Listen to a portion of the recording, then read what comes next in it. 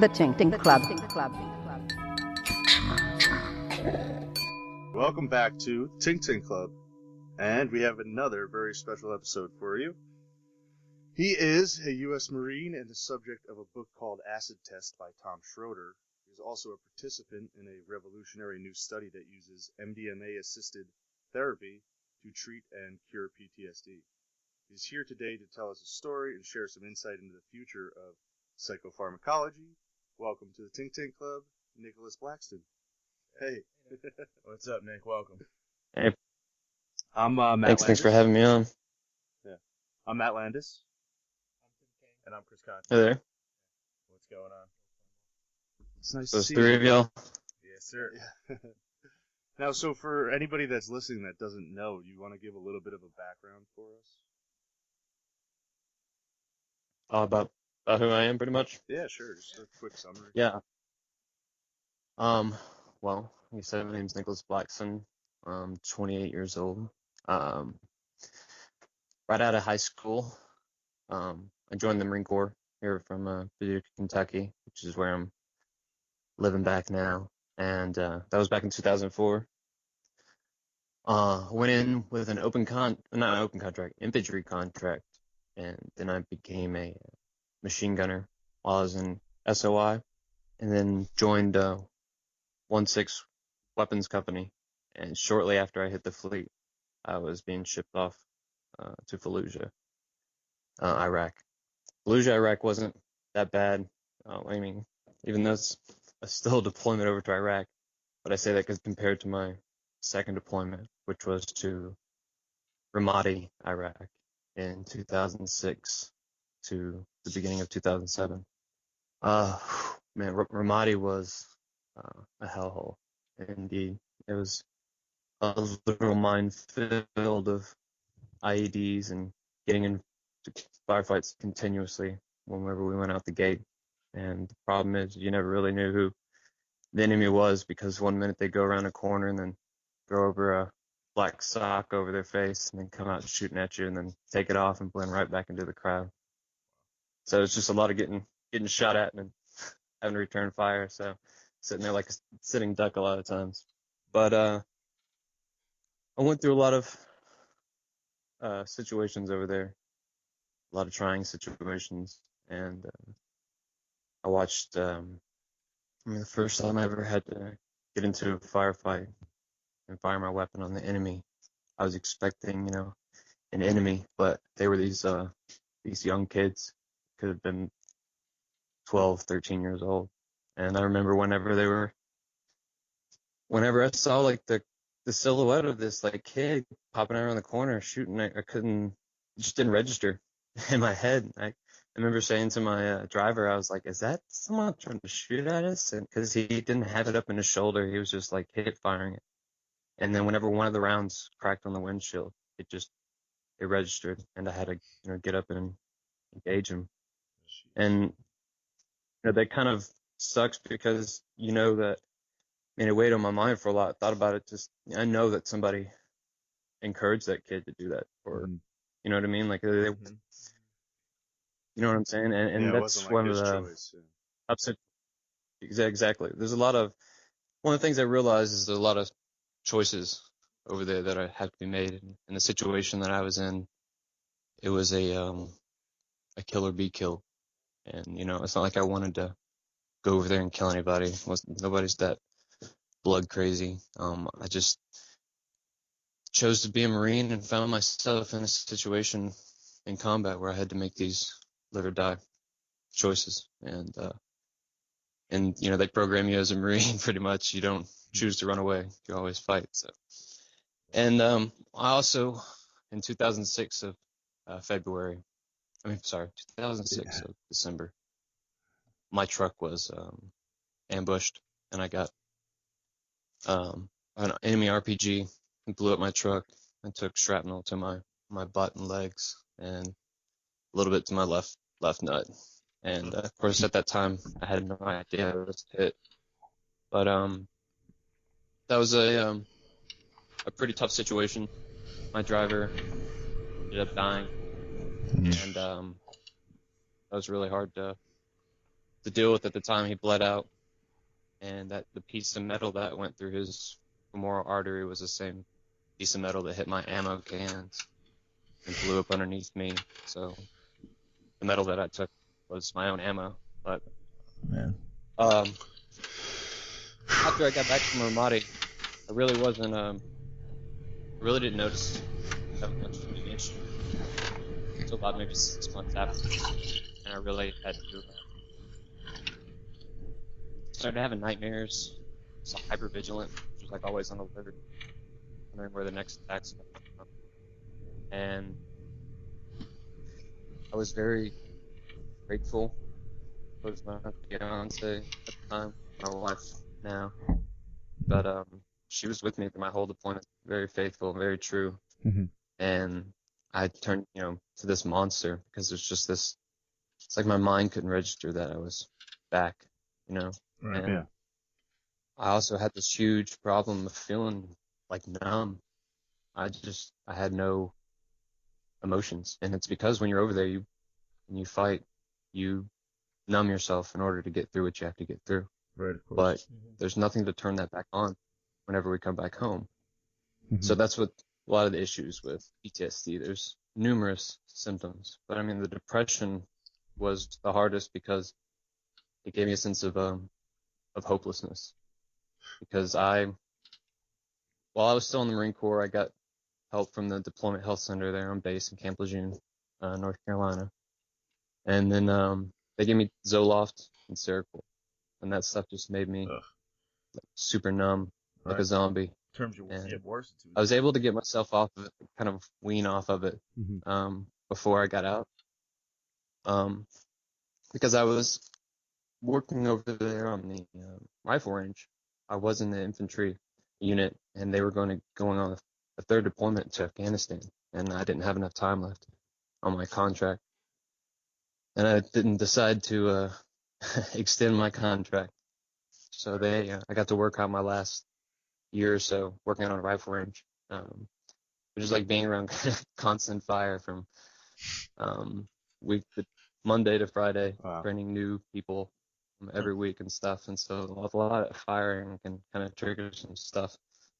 But I was able to wean myself off of that and got out of the Marine Corps 2008.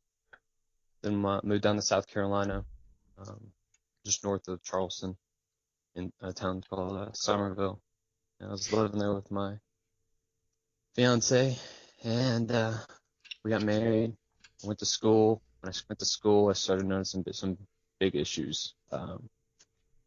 One period, just to give an example, I was taking a test, and something came up about like ancient Samaria, and I was thinking about, man, that's where I was in Iraq, and I was in those ancient sands, and then my mind just wandered off, and I got to thinking about all kinds of things, and I had like a missing time moment before I knew it. The teacher was telling us that we only had 10 more minutes, and I was like, I zoned out.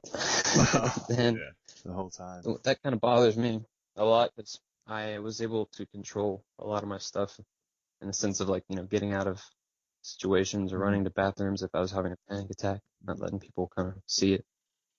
But whenever those kind of things happen, you're always afraid it's going to happen in front of people. And one of the hardest things was I actually blew up on my mother when I was back.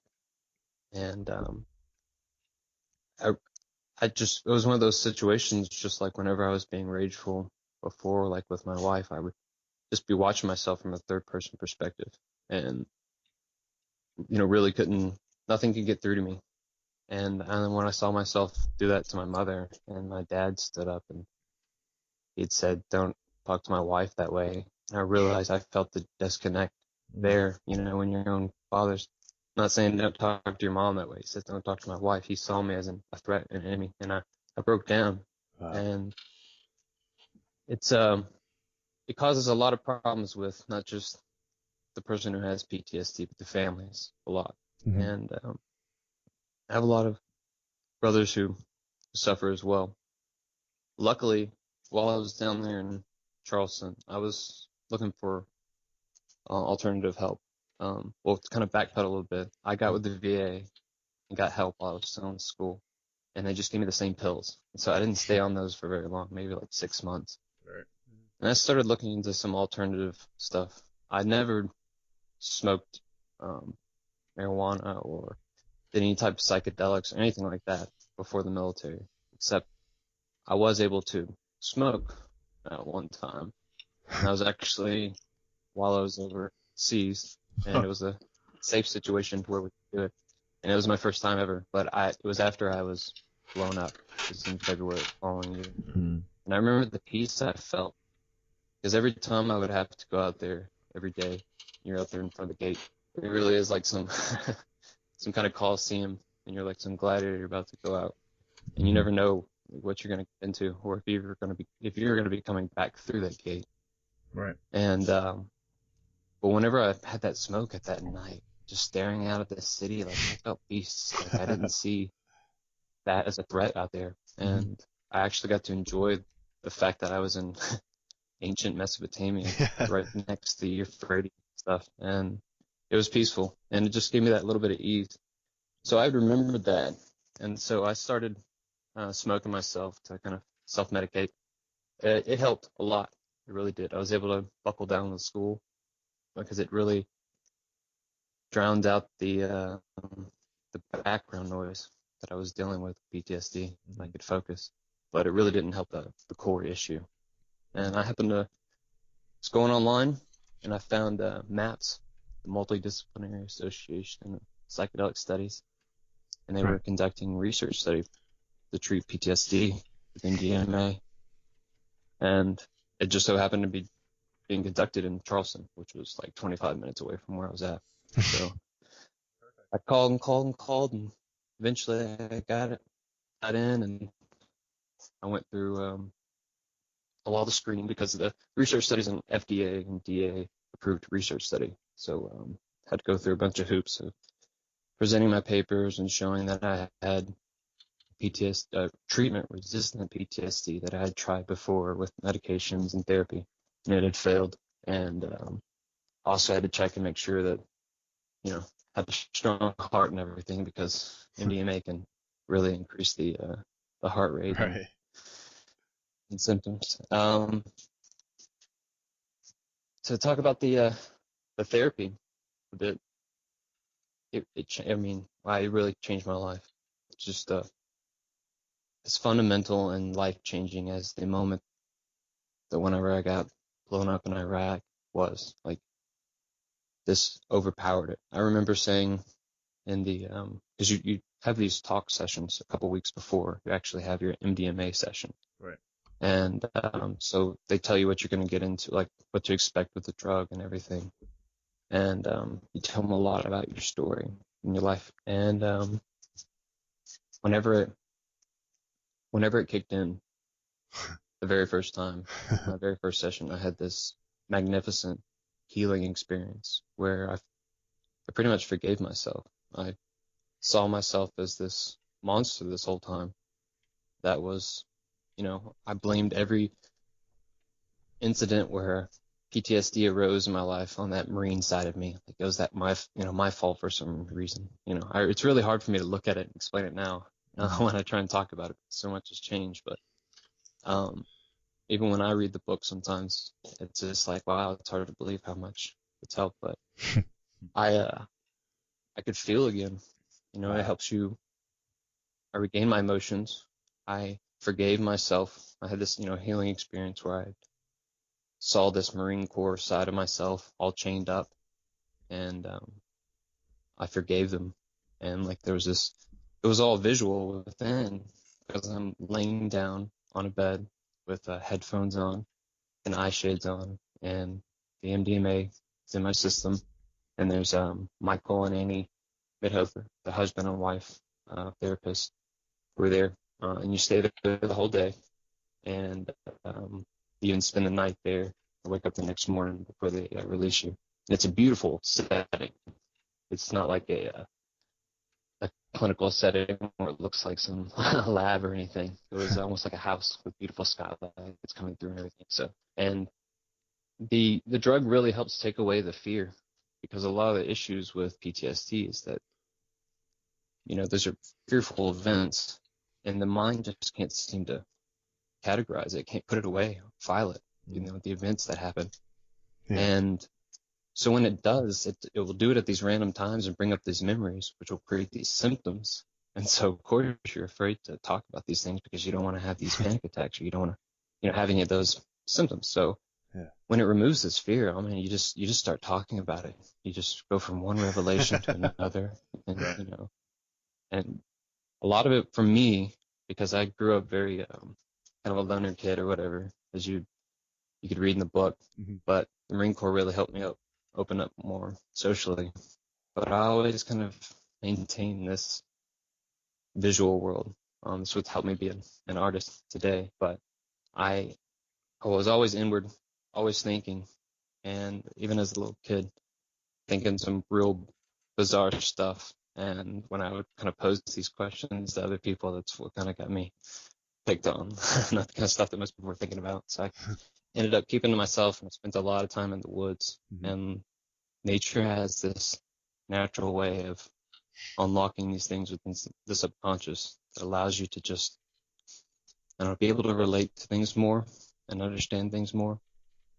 And I would fall asleep in the woods a lot, have these beautiful dreams and visions. And that's the closest I can relate to some of these psychedelic things that I would have. Because you'd be laying there, the music going, and the kind of music they had was this Native American, like, chanting music.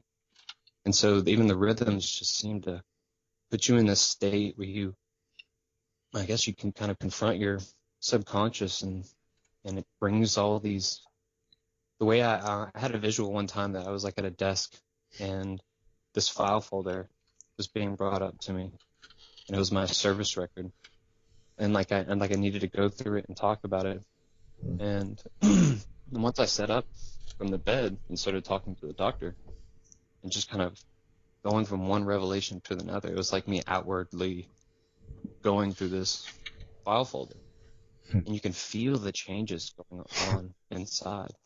And I learned a lot about my my breathing, and how that will pull me back to the center and help me get out of these panic attacks. So I learned a lot that really helped me to this day. And I had a total of 6 sessions. The first 3 were blind. They didn't know what I was getting. And once they opened up the blind, I had the option, since I had the medium dose, I had the option to stay in for another 3 sessions. And while I'd found healing in my very first session, it unlocks a lot of deep things. The more stuff starts unfolding, and the more your mind brings these issues to the forefront, you can find that a lot of things can go back to your childhood, things you didn't even remember. And so it helped me go through a lot and understand some things. And it kind of puts you in a state afterwards where I guess you could say you don't really have PTSD anymore, but you're in a state of post-traumatic healing. Because I got out of studying, I believe it was in 2011. And 2012 was the very end of it. And, things still pop up in my mind. There's no way I can ever forget the things that I saw over there. But I'm no longer debilitated by them. I can obviously talk about them, and one of the biggest things for me is I really feel functional again. I'm about to have a child come into the world, and to be able to have my head on my shoulders where I feel like I can raise a child was one of the biggest worries for me before, when I had PTSD. But I really feel inside like I'm ready. So that's a great feeling to have. Oh, congratulations. But it really, thank you very much. It just bothers me, though, that, I was involved in a research study that was approved, and, this is still an illegal substance. Right. But when to see the healing power that it had, and, I myself, before, all I knew about was the stigma, surrounding these things. And not that they had these therapeutic uses. I didn't know that. I didn't know, like, the way the doctor explained it, the way if you cut yourself, they just remove the dirt or anything that's in the way, and the body has a way of healing that wound itself all you did was remove the blockage. But they believe the mind does the same thing. If they can remove the blockage, then psychologically, you can heal yourself. Right. And the MDMA presents these situations and puts you in a state to where it kind of removes these blockages. And it turns on the light, to say. So, I mean, I always said it didn't ever make me see the things that I saw in my visions. It allowed me to see the things that were already there. It kind of removed all the obstacles. Mm-hmm. And I realized it's probably the same with most people. That's why I think this drug can help more than just PTSD. It helped me realize that a lot of my issues that I had were just false, made up in my own head, worries about the future and concerns about the past, things you can't even, touch. And I learned the power of like breathing. And like I said before, I couldn't, nothing ever got through. So if someone would tell me to breathe before, even if it was that same technique I learned in my session, it wouldn't get through. Right. PTSD, there's just like blockage, probably between like the left and right hemisphere or something, because stuff's just not getting through. Right. When that blockage is removed, like I understood within, like it wasn't just some words said to me. Like I understood within, like how breathing really pulled me back to the center. And one of the things I had forgotten about until I was retelling some of these stories for Tom in the book. Whenever I first got to Ramadi, I asked the guy who we were switching out with, he was another machine gunner. It's like, when all this stuff goes down, like, how do y'all handle it? They were talking about just, a lot of the situations that I went through where someone would pop out somewhere, distract you, to shoot at you, and then they come out on the roofs and shoot at you from there, and then they'll drive a vehicle into your side and blow you all up. And it's just coming from every direction. And I asked him, I was like, man, how do you deal with that? And he told me, just breathe. And I remember it's really hard to like really think to take a breath before a lot of these things happen, because there's not time to think. But I would do that. I would take this breath, deep breath in through my nose. And I don't ever remember going from the floor to up on the gun and firing. I was just always up on the gun, and you had to be fast and get on them. They got on you, because most of the time they've just been sitting there watching you for hours, figuring out how to attack you, and you're just blind in the dark, wondering which alleyway is going to come out of. So it's a lot of stress, but the MDMA really helped that shit. So what was your first experience on the gunner that really made you, that really was ingrained in your head? Well, that experience with those kids, because right after those, the situation with the kids was my very first engagement in Ramadi. So I had heard all the stories before and everything, and shortly after I engaged the children, I was on like high alert, and they told me a lot about shooting at corners and stuff to keep them from coming back out, if they pop out. So just kind of keep it on them. You learn in training to go, the way they teach you to know whether you got 6 to 8 rounds, because you can't, on a machine gun, you can't count 1, 2, 3, 4, because it shoots so fast. Right. They teach you, as you pull the trigger, you say, die motherfucker die, and that's 6 to 8 rounds. Oh. It's kind of some gruesome stuff, but it's how they teach you. So when you squeeze the trigger, you say that ditty in your head, and when you release it off the very end, that's 6 to 8 rounds. Well, they teach you whenever you get over there, completely opposite. Just hold your finger down the trigger until it's over. And I was just firing, and this white vehicle came out. And I remember just everything that they told me. They'll distract you and then run a vehicle into your side that's rigged with explosives and blow the vehicle up and everyone up. And I just turned on the vehicle, and you have a rules of engagement when in these type of situations, and it's supposed to be you shoot the tires out first. Mm-hmm. If it keeps coming, then you shoot the control of the car. If it keeps coming, then you shoot the driver.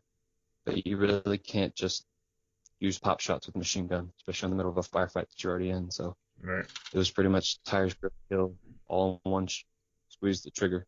But I remember after all that stuff was over and I ran out of ammo, and I called for another can of ammo whenever I was putting the ammo up on there. And I just looked. Everything was just turned to dust. There was a white vehicle with bullet holes in it, and everything was just dusty everywhere, and parts of mud brick and all that other stuff like falling off the sides. And I just saw the destruction that was all in the squeeze of a finger. And it's kind of dark in a way, because you do realize the power kind of put in your hands. Right. And it does give you this surge of energy that's just kind of, it's dark and powerful at the same time, but it's just, I've realized that it's part of all of us. It's just, in combat, you see the lowest of man, like the left hand step, or go down. And it's sad, but it's part of us. Yeah. Can you talk about who Seabass was? Yeah, Seabass was my driver. His name was Miles Sebastian. He was from Opelousas, Louisiana. And yeah, one of the significant things about being like the gunner and the drivers, when everybody would dismount from the vehicle, we're the ones that always stay with the vehicle. So always got to be someone behind the wheel, and always got to be someone on the gun. So whenever I was the lead vehicle in my platoon, and so I had the lieutenant in my vehicle, and our radio guy, and another sergeant. So they always got out of the vehicle, and it was just me and him. So there was a lot of times where we were holding down the position by ourselves before December came. And I'd actually remembered when we were sitting at the strong point position, before we got hit with the RPG, it took me a long while afterwards to remember this, because we were all talking about the situation that had occurred. After it happened, all of us who had survived. And we talked about, I couldn't really remember what had happened before, because the way it worked with me is all of a sudden I was in this big black void, and it was like a day. I've had lucid dreams a lot in my life, and it's like that feeling like you're about to wake up in a lucid dream. And right when that happened, I was back in the flames. I was back in the vehicle. Everything was going slow motion, but my mind was racing at the speed of light. And it was kind of a mystical experience and everything. But before that had happened, he had made a joke, because we're always kind of cutting up with each other. I said that the reason we ended up running over explosives and everything was that his stomach was so big that it kept hitting the steering wheel, which wasn't the truth. We all have like gear and all that other stuff on anyway. And then he said my neck was so fat that I couldn't see any attacks coming from anywhere. That's why we get hit. And we were all laughing about that joke right when the whole vehicle just blew up. Ugh. And I learned how short life can be. 1 minute you're laughing, the next minute that person that was laughing with you can be gone. So it really helps you understand the value of life. And I've been around death whenever I was growing up. I grew up on a farm, so we slaughtered the animals sometimes. But whenever you see a human being dying that way, making those sounds, the animals, and that was your friend, it just messes with the mind so much. It really can't categorize it. That's one of the things that can cause PTSD. There's just this image and this experience floating around your head, and it doesn't know where to place it. And so it just keeps coming up at random times. I would relive my experience of getting blown up at least like 5 times a day. Yeah.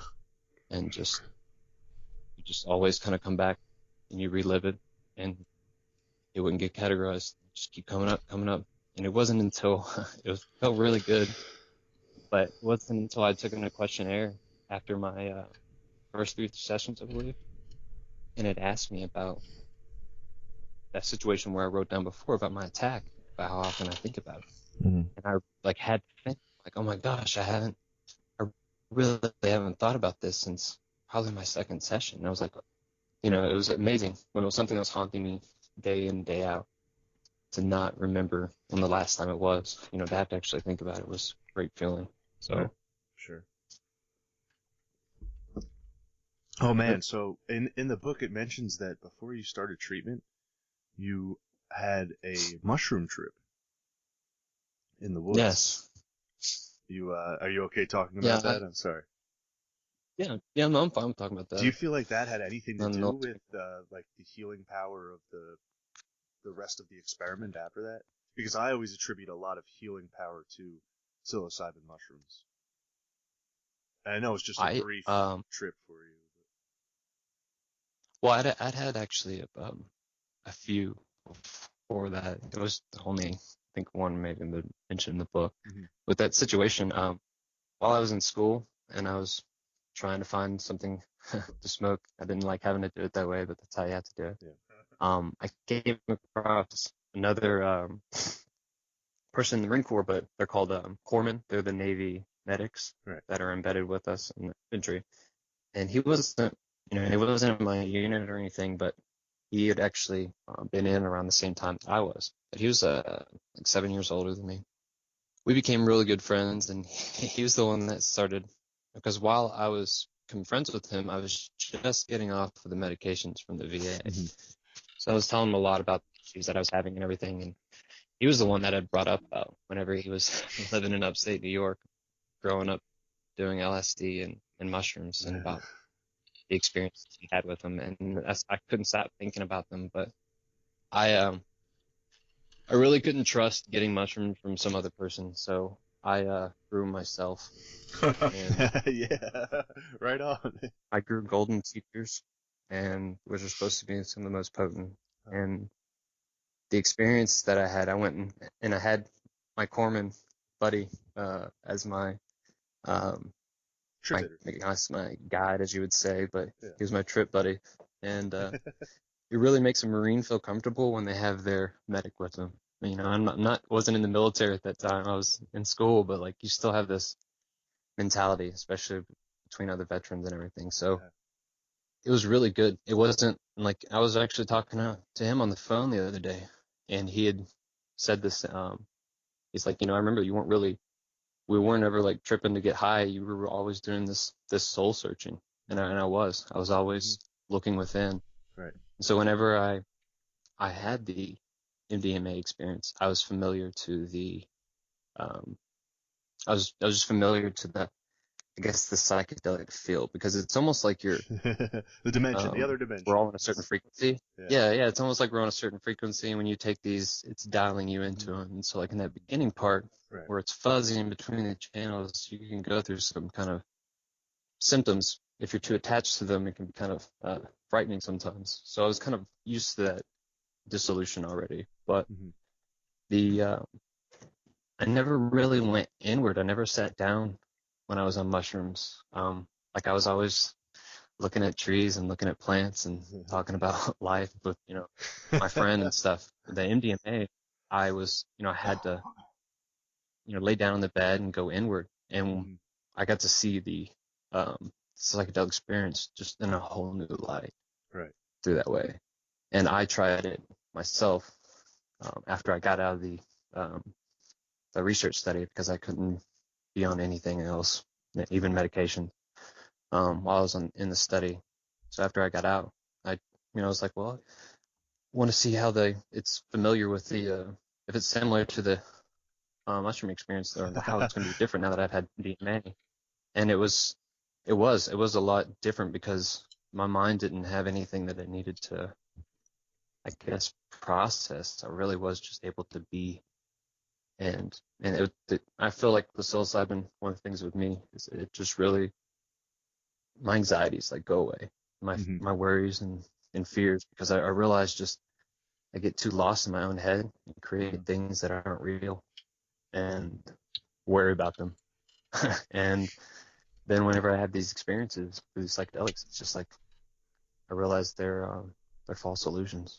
It really can help break through those things. So. You mentioned that you were, at the time too, or I guess it was after you were going to school, but you were taking some art classes. Was this your first time doing art, or did you do art before for trying to do like a therapy also? No, I never. I mean, I doodled and, and sketched stuff. I Hmm. really wasn't into it. I didn't even do art when I was in high school. I didn't even take the class. I it wasn't in. I would mess around a little bit. I actually have um a drawing that I did of a rose going through the different phases of being blooming and then wilting and all that other stuff. And I did that the day that I got blown up. Because whenever I came back, I mean, I came back. I guess I was always here, but I really felt like I was, it's hard to say, but it's like I was born that day. And everything I just had within, memories and everything, I accepted. I was really in this fog, this daze after I'd gotten blown up and whacked on the head. But one of the things I did whenever I got back was I actually had to go back out, or chose to go back out that very night. Before then, I did this drawing on a book. It wasn't until I got in school I just took introduction to art class, and it just happened to be while I was doing the research study. And like I could, Tom puts the my charcoal piece that I did of me holding the skull. It's like a self-portrait It's in the beautiful. book, and that was my final for that class. And if you were to like see a lot of the ones before that, you could just see how like before MDMA and after MDMA was like the difference between a clear mind and a clouded mind. It really was. I realized I had a talent, and I was always had this thing since I was a kid. I just always thought it would be cool if somehow I could plug my mind up into everyone else's and they could see what I'm seeing. Because I always just have these great visuals in the head, and I realized art's a way that I can actually Express it. close to interpreting it. Yeah, and so that all kind of happened while I was in my MDMA sessions, and I've been doing it ever since. Gotten a Ah, lot more into the sacred geometry side of doing things when it Yeah, yes. comes that's to beautiful. expressing stuff. That's awesome. Thank you. Sweet. Yeah, I have one piece called Prometheus's Fire that's like this black and white sacred geometry one's really trippy. Yeah, I just saw that. It They has use that. the Sumerian drawings on it, the Sumerian writing. Yeah, yeah, Yeah, it's pretty the sweet. Very cuneiform. cool. Very Yeah, When they was use that one in a fun. and which one? The Prometheus Fire, they used it in a fundraiser that we did for MAPS, the Indiegogo fundraiser, and excellent. if you donated a certain amount, then you'd get like a print of it. So Oh, Nice. amazing. That's great. Nick, when you first got back, when did you truly realize that you knew something was up? Like, when was the first time you had a panic attack? oh, that was actually I think it was the first day that I gotten back. Might have been the following day, but it was when my parents and family were still there, and my fiance at the time. Um, we were all going to the beach. I really wanted to go see the beach, and there's a beach right there on base called Onslow Beach, and it's also where they fire artillery out into the ocean. And we were coming back, and the concussion from the artillery, I mean, just would and it was just every time it would do that, feel it in my chest, and I would go back, and I'm trying to drive my mom and my wife, and we're going down this road, and every time that concussion would hit me, I would be like back in the vehicle, and I would just because I'd had many situations where not where you could say we were blown up, but it blew up right beside our vehicle. You still have a concussion going right beside us, but we nearly missed it. But the moment that I was actually blown up, I mean, it hit me. It was just lights out instantly. So could never feel a concussion. But I went through so many explosions, and it just brought me back. And I just remember like having to pull over on the side of the road, and I was like punching my steering wheel and saying, remember I was like yelling at, I guess the Iraqis or whatever. I was just saying, you bastards, you bastards, you bastards. And I was just hitting the steering wheel. My wife and girl didn't know what to do. They just put their hands on me and stuff. And I kind of rubbed that one off. I just got back. So, but it was a little bit later that I kind of accepted it. They kind of teach you this mentality in the Marine that, that whole weakest link thing. The weakest one in the herd is the one that the the predator will go after, right? Right. And that kind of stuff. So you don't show your weakness. If you got a limp, suck it up. Unless you've got something, a bone sticking out of your side, then don't complain. Mm-hmm. And so a lot of times you got this mentality that you don't complain about anything, because if so, then you're trying to get out of duty, or you're trying to get out of anything, or skating, as we used to say in the Marine Corps. You're just kind of trying to skate out of doing work. And that's not the case. You really have these symptoms. So a lot of guys don't mention anything. So I never really said anything or dealt with it while I was still on the infantry side. It was once I went over to the rifle range that it's a whole different unit, different set of people, that I was comfortable enough. I actually got diagnosed with it. I just had to go for a checkup, and I was just filling out a questionnaire on the computer, and then a thing popped up and said that someone would come see me, and someone coming around the corner, and then I'm standing for some Navy therapist or whatever, and said, "You've been diagnosed with PTSD." The first thing I could think of was, how do I keep this a secret? But Yeah. I ended up telling my unit, and they were so cool about it, very comfortable. The battalion commander even called me up and said that, if you needed anything, just let him know. And normally there's not a jumping of command whenever you're in the military, and so they were really helpful. So they helped me up, opened me up to actually getting help. That's one of the problems with the Marines, at least, is you just don't want to admit that there's something wrong. Right. So now, since you've had the treatment and you know that it's a successful method, have you tried to get any of your Marine brothers to try the therapy? I mean, I know it's not exactly legal, but yeah, I mean, I actually talked to one friend. I won't mention his name or anything, but he was having some issues, and even some family issues and everything. And he had told me that, I was trying to tell him about, when it would be legal, at least when MAP does their idea of having, legalized by 2021. And, no doubt it will become a legalized treatment the way they're doing it and everything. But it's by 2021, if 22 vets committing suicide every day, it's almost like 50,000 dead by then. And those are guys that I've fought with, and those people become brothers more than your flesh and blood. And they can't just get into this treatment. There's not that many.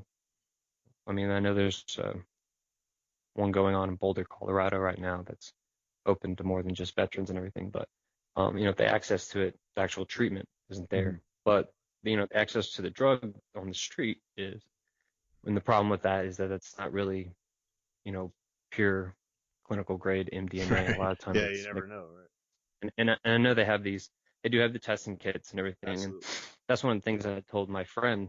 I said, look, if you are going to try it, then get a testing kit, make sure you're getting what you're getting, and because those things can show you, what's in there and everything. So I said, if you're going to try it, you can do it that way, and I told him about the setting. But I myself, I tried it. I just wanted to see what the difference was. I tried MDMA, or what they call Molly or whatever, and it was nothing like what I had. Really? So honestly, it's not like the clinical stuff. No, the clinical stuff was, if I had to put words to it, the clinical stuff was just mystical and divine, and the stuff I got off the street, all it did was make me horny. That's all I was. So, do you know who Alexander Shulgin is? Say that name again? Sasha Shulgin, Alexander Shulgin. I'm not sure. He's considered like the father of MDMA. Oh, okay. Yeah. So, but now that you've seen the benefits of the medical use, how do you feel about people, like you said, like using it to go to a rave or something? I got to see the side of it it's kind of called ecstasy. Once I Right. broke through, I guess, my demons and everything, I really experienced that. And I thought about that. Like, man, if I could listen to some music, this would be great to kind of party and stuff too. So I could Yeah. see that use in it. If you don't have, I guess, a psychological issue or demons to fight, Mhm. I can really see how it could be, it can really enhance the Yeah. Makes sense. Right? one. Yeah, I really, I don't know how to explain this. Music was something else. Even though that like the stuff they were putting in my ears was like this Native American stuff, it was just something. It sounded like I was hearing. I really don't know. I do know that at one point I was hearing the music that was going in my ears, but I was also hearing sounds that was coming from the visual. And I was having this visual where I was walking down this like concrete road, and there were these like angelic like things, and their mouths made music. Like the sound of them opening their mouths was Wow. music. And it was just bizarre. But I was just like so deep in. And one of the weird things about that is I was like totally aware though that I'm still on a bed. So it's like I wasn't in another world. Huh. It was just like a really strong daydream where the visual was just crisp and clear. And a lot of times I didn't want to like sit up and take my eye shades off because I didn't want to end it. But I would, come up and I'd tell them all the things that I'd seen and experienced. And, but I mean, if I was going to, I myself, if I ever wanted to try it at a rave or something, I'd prefer to have some clinical stuff. True.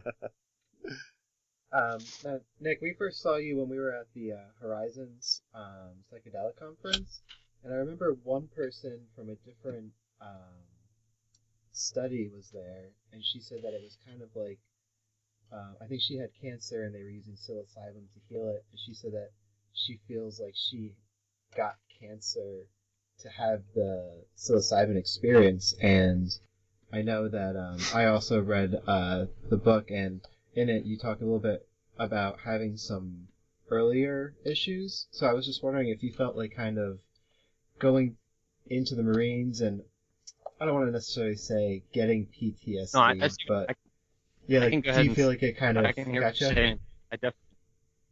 I definitely was that way.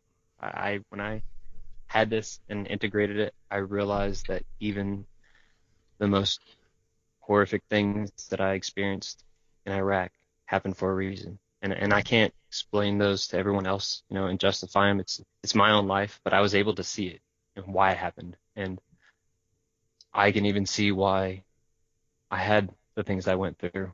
I mean, it's quite possible that I went through what I went through and I was accepted into the trial. And I mean, like Tom had said before, like you had heard in the Horizons, Yeah. he was trying to find someone who would actually reveal all their stuff. And you'd already kind of signed some things about not talking about what goes on in Iraq, or at least not showing the videos that you record yourself and all that other stuff, because they had an issue about that getting all online. But once you're out, you can talk about these things. But I was just talking to my therapist, and it was being recorded during the therapy. So it was afterwards that I talked to Tom, and I said, "Yeah, you can watch all these footage." So he got to see me vulnerable, and when you read this book, I mean, I'm naked to the world in a sense, and I can really see how it happened to where I could share my story to where this can one day be a legal treatment. I mean, when you see, I'm not just I mean, I went through the military and had some traumatic things happen to me, and we all have traumatic things. I mean, you can get in a car wreck here or in America or be raped or molested, and it's still very traumatic. But I think with the epidemic, in a sense, that we're having with the veterans committing suicide, I think this can really be the gateway to getting people to see, well, if this is helping our veterans cure themselves from something that's almost incurable, then it just shows that it's got a lot more potential for than just, PTSD. And we just might be the gateway that helps get this put into Schedule 3 and show that, this does have medicinal use. So it needs to be in Schedule 3. It doesn't Right necessarily on. be in Schedule 1. Damn right. Yeah, absolutely. Absolutely. Can you, Nick, can you describe the course of the therapy? Like, when did you take it and immediately lay down, or was there an actual vocal session? Was it always the couch? I mean, how did you eventually get to the point where you were like, I feel like I'm almost cured. I feel like I'm almost there. Um, the way the therapy works, is they talk to you. Let's just say like in a month's time, 2 weeks before you would have these come in for like a couple hours of just talking to them, and then they're preparing you for what you're going to go through, and you're getting to know you and the things you went through. And I was already kind of going through some therapy with them before I had the drug, and it's just a lot of things they're saying like, well, we'll make sure that we'll maybe talk about that while you're on the MDMA. And then like the third week, I would actually have a session with the drug, and they would have you fast. Well, just like they would have you fast for like blood work in the morning. You're not supposed to have anything for the like 8 hours before, 12 hours before. And I would go in there, and you already agree that you're going to be staying there the whole day, and they feed you and all that stuff. And I mean, I would always go down to this futon. Just you kind of get comfortable when you have your therapy session in one spot. You kind of always want to go back and sit in that comfy spot. And Michael would be on my right side of the futon, and Annie would be on my left, and I'd have a blood pressure kind of cuff on my arm, which at sometimes whenever the drug was really kicking in, like it just felt like this serpent like on my arm, kind of like squeezing, like constricting and everything. But once they got enough readings, I was able to ask at times like, would I be able to take this off and stuff. But I had cameras on me and recording equipment, some speakers kind of hanging from the ceiling, because all of it's being recorded for to train future researchers and therapists to administer the. And I'd signed things before that was going to be confidential. I just, guess, unsigned it whenever I agreed to Tom. But whenever you would take the drug, they hand it to you in like a little bowl. And I grew up Roman Catholic, and Right. so like it was like the same way they give you the host and everything. Yeah. So it was like I felt like I was in this like a religious ceremony in a sense, and so it had that feel to it. And I remember towards my last one, I requested if I could bring incense in, and they were very cool with that. That's Just cool. they don't normally have military people acting hippy dippy, I guess you'd say, but I was kind of already into that. That's my settings and stuff. So I'd bring in some stones and everything too, and like hold those while I would be under. But they give you the drug, and they just kind of talk for a bit, because it does take maybe about like an hour before you kind of like, whoa, start to notice. Yeah. And when I did, maybe about 30 minutes in, you put the eye shades on, like little black eye shades, real nice headphones, and just lay back and just practice my breathing in through my nose, into my stomach, and out through my mouth, just breathing cyclically like that. And the first thing that hit me was like this anxiety. My heart, my very first session, I remember my heart just racing, and I was thinking, oh my God, I'm about to have a panic attack. I need to rip these headphones off and set up and, breathe. And, it's, panic attacks sometimes make you just want to take off your shirt and get out of there. And I just remember this voice coming to me just saying, like, breathe, just breathe. And when I breathed, I remember my heart just instantly going from pounding like crazy. Just, I couldn't feel it anymore. It's like, whoa. And then I didn't say anything to Michael or Annie. And I kept listening to music. And then it came back again. And then I breathed, and then it stopped. And so what it was like wading out into the ocean. You keep hitting the waves, and then you hit that big wave, and then it's just calm when you're out there. And that's what finally seemed to happen. I went through these kind of waves of anxiety, and each time I chose to accept them and not run away and breathe through them, Right. I would eventually get to this calm, steady place. Whenever that happened, it just seemed like you get in touch with, the only way I can describe it is like this higher self. Yeah. And you would pose these questions to yourself that you wouldn't answer. I guess you wouldn't ask if you already knew the answer to. And what comes back to you is just, it's yourself, and all this stuff is coming from within. But I mean, I really don't know how to describe a lot of it, but one of the things I realize is there's so much. You come into this world with just your body, and there's so much information already built into it, and everything you need to go through life is almost already with you. Mm-hmm. And this therapy for me allowed me to see a lot of that, a lot of connections and why things happen, and just give me enough insight to really ease my mind and go with the flow. Yeah. We all kind of try and control things a lot of times, and that was one of the issues. Is my friend died, and that was supposed to be my responsibility to kill the enemy before they kill us, and I felt like I had failed. And finding healing through that by being able to see why it happened in a grand scale, which is like another thing I can't really explain, but I felt it and I understood it, and that creates healing on such a level that's so deep that's you can't get that from being on syrup solo, having your little 1 hour talk session. Some therapist who just writes on doesn't relate. And and one of the problems that I feel a lot of veterans have is they don't talk about things even to the therapist because they don't feel like the therapist can relate, Right. And so they hold back a lot of stuff. Yeah, This why would they MDMA be able to really, understand, right? you take down all these, you take down all these walls, and That's you just say right. it doesn't That's matter. what it does. It wrecks the walls. And there's no walls Exactly. left. Yeah, everything, Oh. the lines between things blur and everything merges. And that has not just go with the things you see, but how you feel. Yeah. All the restrictions that you put up, you realize a lot of them you put up out of fear. And when the fear dissolves, you're just like, my gosh, I've created so much BS in my life. Just get over it.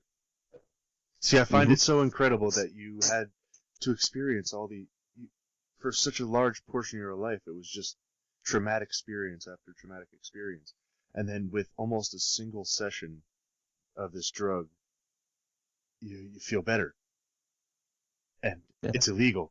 Right? And like Chris said on one of our previous podcasts, how dare you? How fucking dare you? How dare you withhold this from people that it could help so much? Right. Like you said, 50,000 soldiers a year commit suicide? Mm-hmm. Well, no, it's 22 a day, and I was saying by the time they say 2021 is when they would like to have the drug, legalized mystically, but by then that would be up to 50,000 dead. There was some stat at a certain point in the current war we're in that there was more soldiers committing suicide that were actually getting killed in combat. Yeah, and that is true. I think that's been true the entire time, and especially now that, like a lot of us, Iraq and veterans and stuff, that's all over with.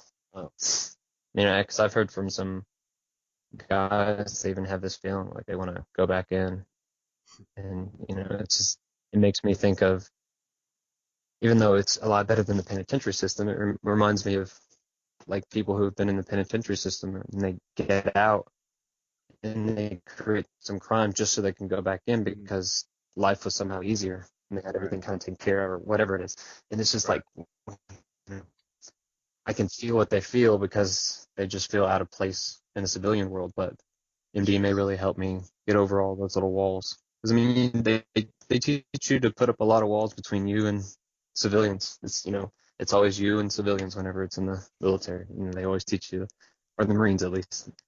Like they always say, civilians are disgusting the way they walk, put their hands in their pocket and shoot bubble gum at the same time, and they just teach you all these things like that and they engrave in your head, and then you just kind of you go along with it. I mean, it is in a sense brainwashing, but it's brainwashing for a purpose, because regardless of what people feel about war and violence, there's always going to be these people in the world that want to take control and manipulate the innocent.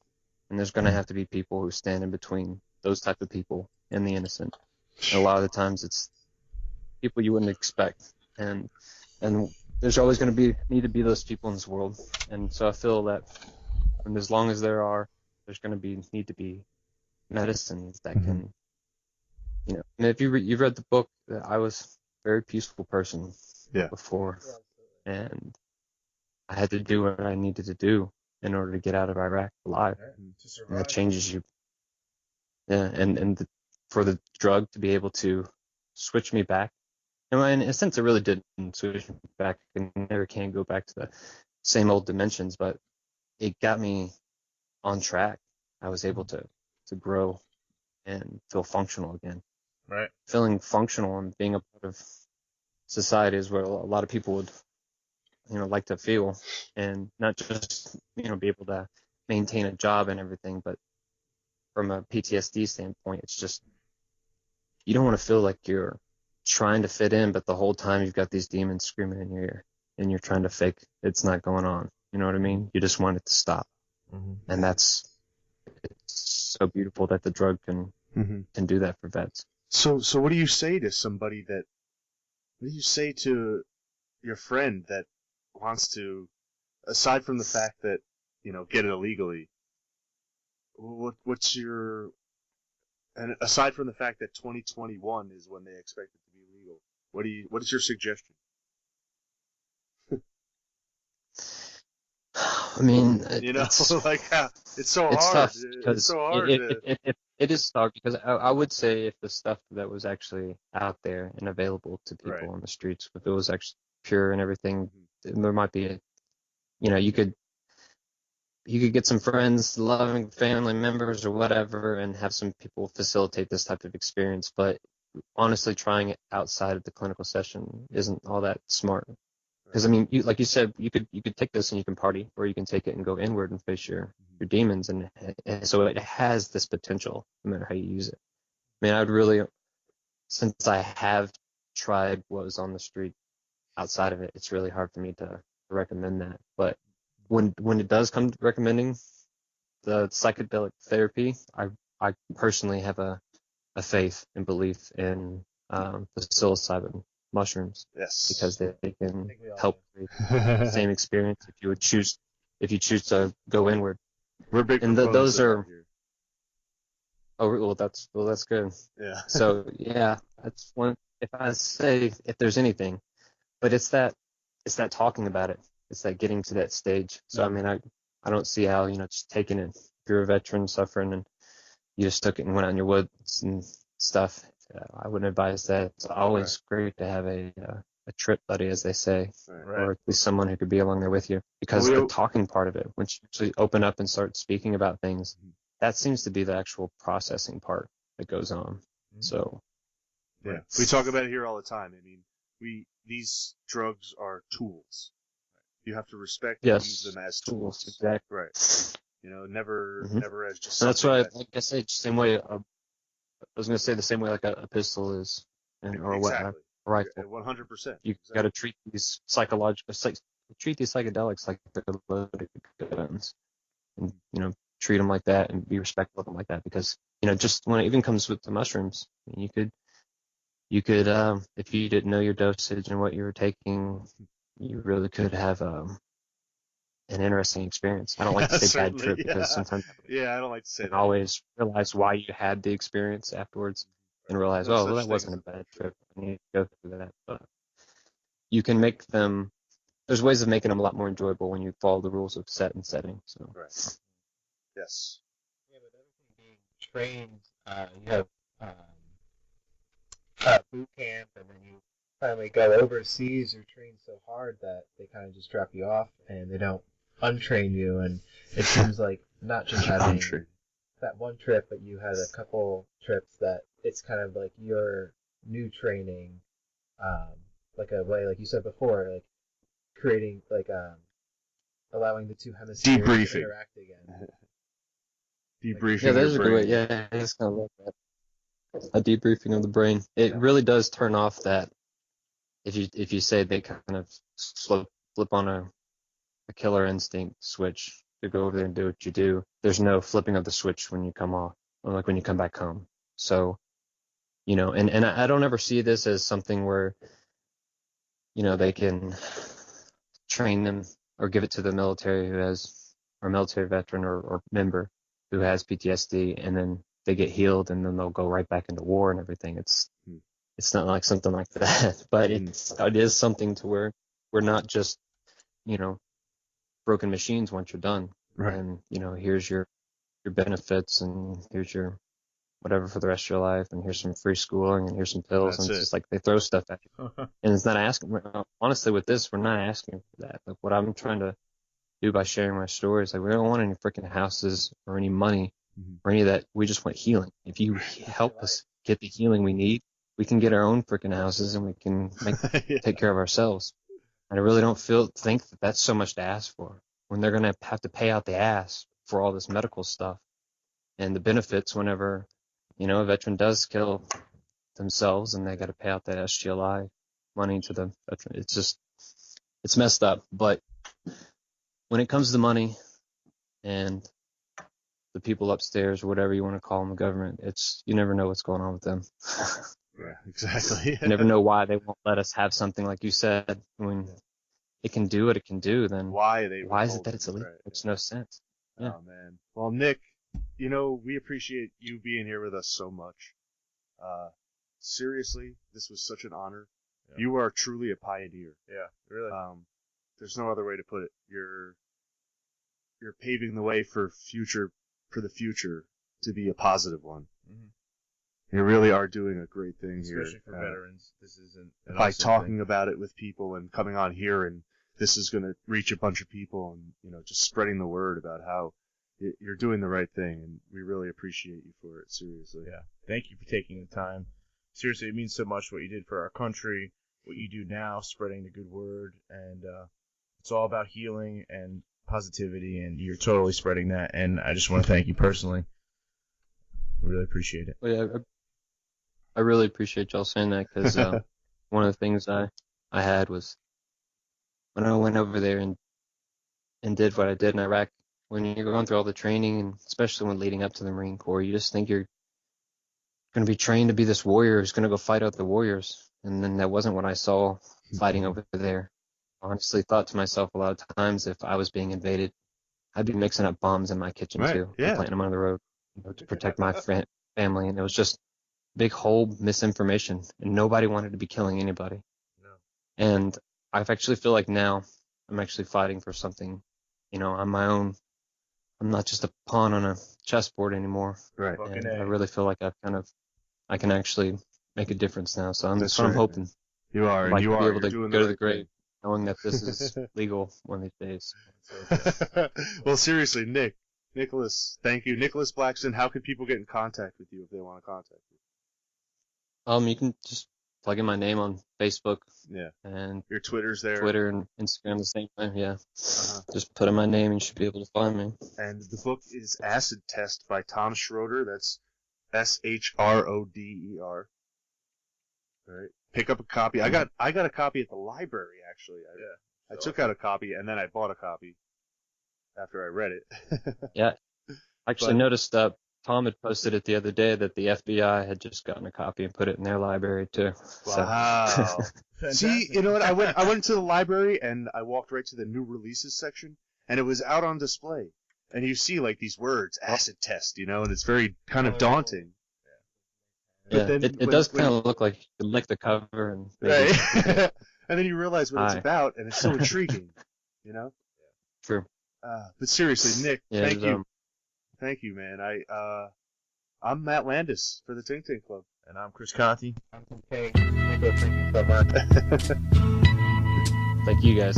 And we'll take you later. There's something happening here. What it is ain't exactly clear. There's a man with a gun over there, telling me I got to beware. I think it's time we stop. Children, what's that sound? Everybody look what's going down.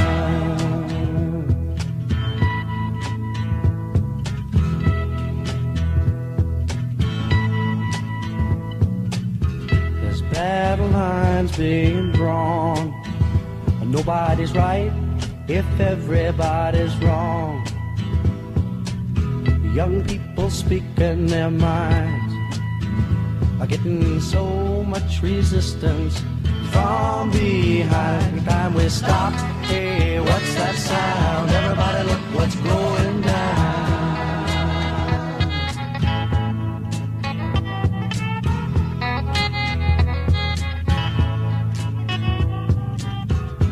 What a field day for the heat. 1,000 people in the street, singing songs and carrying signs, mostly say hooray for our side. It's time we stop, hey, what's that sound? Everybody look what's going down.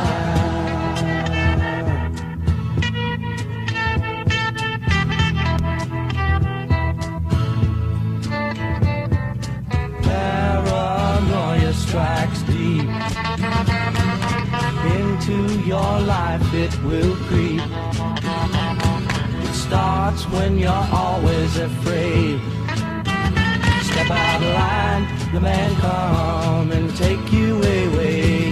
We better stop, hey, what's that sound? Everybody look what's going